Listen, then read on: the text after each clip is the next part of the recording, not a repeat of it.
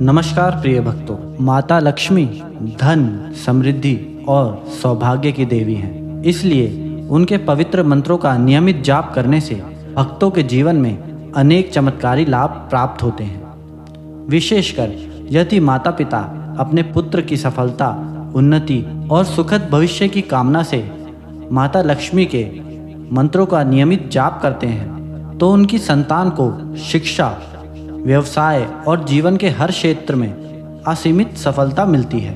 इसलिए आज मैं आपको माता लक्ष्मी के एक ऐसे ही चमत्कारी मंत्र के बारे में बताऊंगा। इस मंत्र के जाप से पुत्र को करियर और व्यवसाय में उत्कृष्ट सफलता मिलती है, उसकी बुद्धि तीव्र होती है और निर्णय लेने की क्षमता बढ़ती है।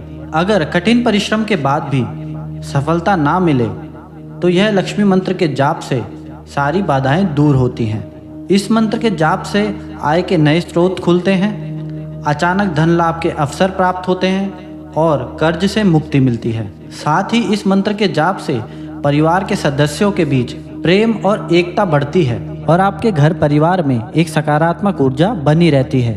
इस लक्ष्मी मंत्र के जाप से व्यक्ति का आत्मविश्वास मजबूत होता है और उसे हर क्षेत्र में सम्मान मिलता है।